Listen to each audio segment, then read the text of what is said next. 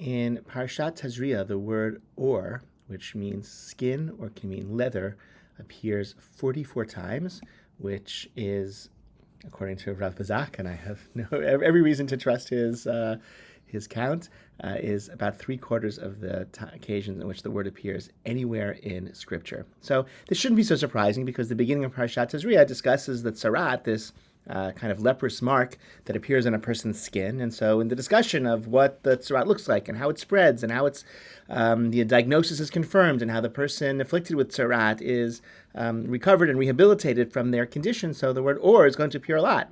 So we understand that. But the word appears again at the end of the parasha when the Torah discusses the tzarat, the affliction that can spread not on a person's body but on a person's clothing. And there too, the Torah mentions all the different type of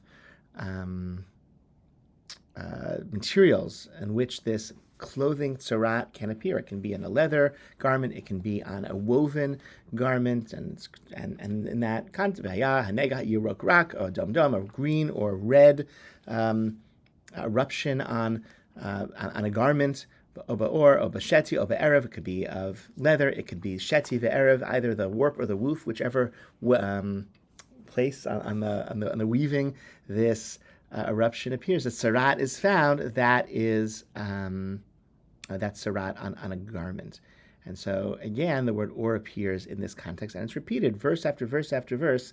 At the end of Parshat Tazria, as the tzarat of clothing is described, again this word or appears, which wasn't really necessary because the Torah could have conveyed the information that the different types of materials that clothing tzarat can afflict without repeating the names of those materials again and again and again and again throughout these verses at the end of the parasha. Rabbi contends that this repetition of the word at the end of the parasha creates a connection and a comparison between the beginning of the parasha and the end of the parasha, both of them with this milat mancha, this repeating word of or, skin, leather, again and again and again.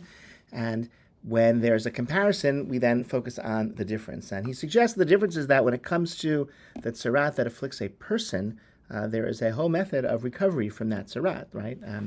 For example, in Leviticus 13:6, Kohen noto b'yom hashvi, on the seventh day after his quarantine, and he visits him again, and he sees him again. The nega has gotten faded; it's gotten lighter.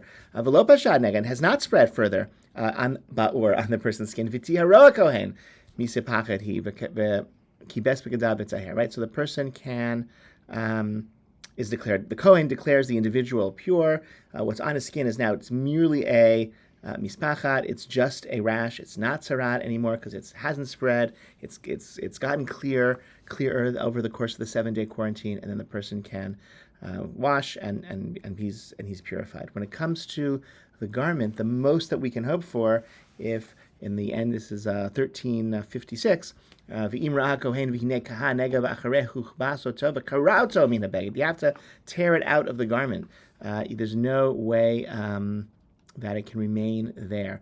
And that's sort of a difference between clothing and a person. A living, breathing human being can be rehabilitated, can recover, can become pure from whatever it is that afflicts them. Whereas when it comes to clothing, the best we can do after this purification process is to remove the blemished piece of clothing. Clothing can't regenerate the way skin can. That's a physical explanation. But also there's, I think, a symbolic meaning here that there's something powerful about human agency, our ability to change and in that process to become pure. I think there's another allusion that I sort of this reminds me of something we say a lot at Levaya when somebody tears kriya, they tear a garment as a sign of mourning, and of course it's a prohibition in the Torah to cut into oneself as a sign of mourning, no matter how sad we feel, no matter how broken we feel.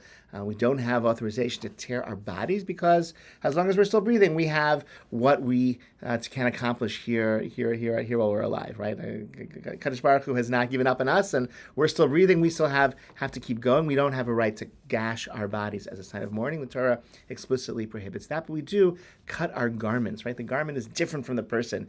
We do cut our garment to symbolize the mourning, the rupture in our lives that is represented by the avelut. And so tearing garments we do, tearing people we don't. And on the flip side, in our parasha, the garment can't become purified entirely. The best we can do in the purification of a garment is to tear out the location of the tzarat, whereas a human being can become fully pure. I wish you all a Shabbat Shalom. Looking forward to learning with you and davening with you and spending time with you over the course of Shabbat.